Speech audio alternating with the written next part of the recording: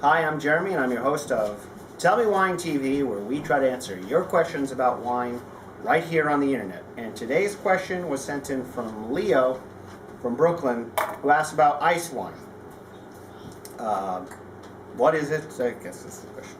So, ice wine, otherwise known as Eiswein in German, literally is that. It is a wine made from grapes that have been allowed to remain on the vine right through the portion of the winter where the grapes freeze.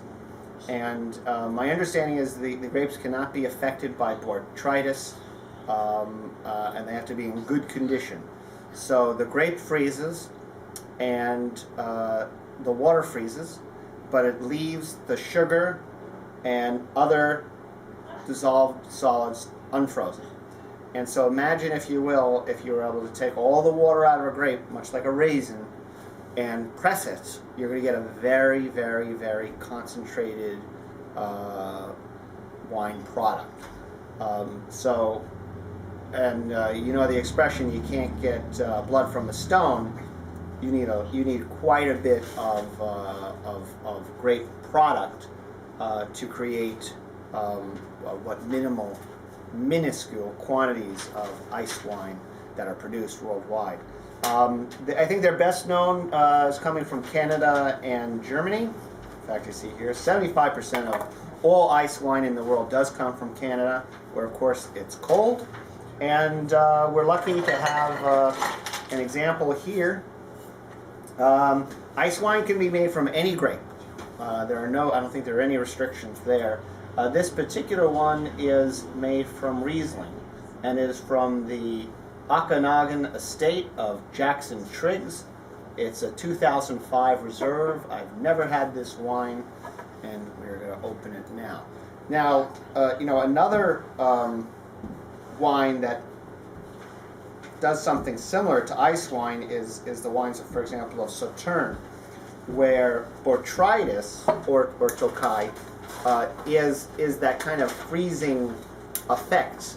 The botrytis adds flavor and nuances to the grape and to the juice, but essentially it's removing the water from the grape itself, and makes for obviously some very interesting, some fabulous wines, the sweet wines of Sauternes and France, and Tokai of Hungary, and so now the not quite equally famous wines of Canada and Germany, the ice wine. So here we have, again, the Jackson Triggs. I believe it's 100% Riesling, so I should expect some acidity to this and some minerality.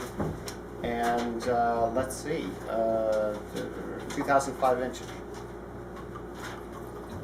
So a really beautiful color, kind of a golden, deep golden color. It smells mature, like very, very ripe melon. A little bit of the alcohol. I'm not getting a whole lot of Riesling to me in terms of that minerality that I was looking for. It's Canadian, so most of the Riesling I think I drink is probably German. But let's see.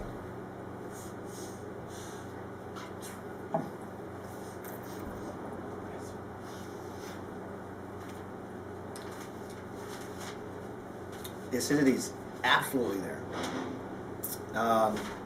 It's delicious. It's a bit cloying for me, and I don't particularly. I like my sweet wine to be a little cleaner when possible, but it's delicious.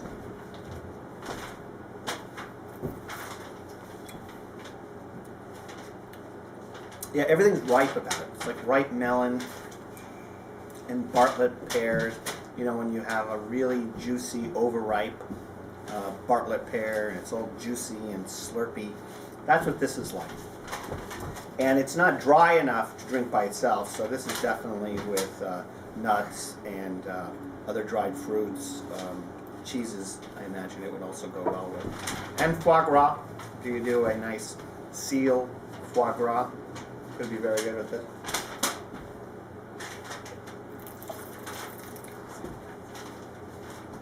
It's great. I'm not going to drink this very often, so I guess I'll enjoy it. So, ice wine. It's made from frozen grapes, a very, very concentrated affair. I imagine also age-worthy to a certain degree, made from any grape, as long as it's frozen and frozen on the vine and of good quality. You can call it ice wine. So maybe make some at home. I suppose you can throw some grapes in the freezer and see what happens. But try a bottle someday. It's not cheap. I imagine a bottle like this probably costs $30 to $50, and you'll find other examples that will go further north of that. So, Leo, thank you for sending in that question, and keep sending your questions into Tell Me Wine TV.